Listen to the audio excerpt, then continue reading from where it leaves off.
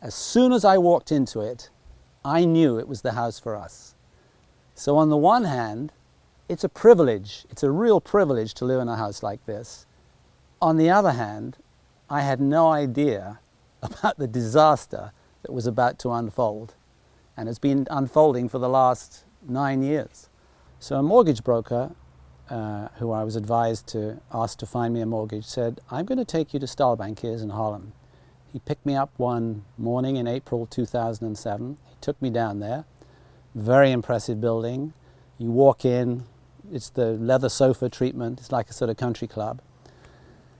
And I met this very charming, smooth talking banker, spoke excellent English, and I explained my situation. I said I was looking for a 50% mortgage in euros. I had no other borrowing, I was in a good financial state. And he said to me, well, borrowing 50% is not very interesting to Staalbankiers. But what would be interesting to Staalbankiers is we lend you all of the money. Now, I never heard of such a thing, 100% mortgage. And you bring your investment portfolio to us, and not only that, we can make it even more interesting for you, something only we can do. We can lend you the money in Swiss francs. It seemed like a no-brainer. And so to answer your question, what did I think of Staalbankiers? I thought they were fabulous. I thought they were fantastic people. I had joined the club. So like an idiot, I went ahead with the deal. I had discovered that Staalbankiers had not made a formal investor profile in 2007, which they were obliged to do.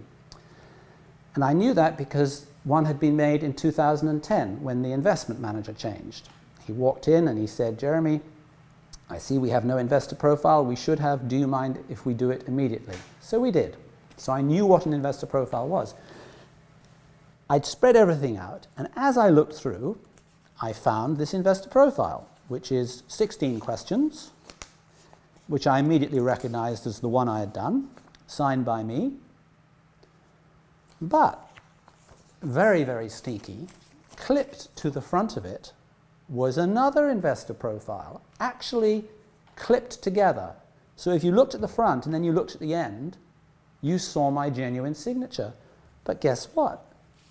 The one at the front, it's dated, I'm assuming you can show this, the same day as the mortgage was signed.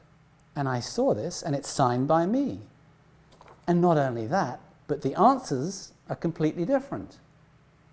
According to the one that I'd never seen before, I was a complete expert about everything. And I had a sehr aggressiv Profil. And I was completely shocked because it never occurred to me that this could not be genuine. And finally, I looked at my signature. And as soon as I looked at my signature, it's completely obvious it's not mine. And then I looked at the others. It's 3 signatures. Not my signature. Go to the end. Not my signature. Where's the one at the end? Absolutely nothing like my signature. How in this country can the public prosecutor not investigate fraud? No innocent party makes a fraud. Why would a bank risk falsifying testimony, forging 3 signatures? Why would they risk that unless they were guilty? It is a total scandal. It's a disgrace. I really feel the whole system of justice in the Netherlands should be ashamed of itself. This is wrong. I've lost more than €1 million. Would €1 million, that's a huge amount of money. Would you not feel like a victim? I grew up trusting bankers. When I was a kid, when I got my first passport, when I was 13 years old, you had to get the photograph signed by a responsible member of the community.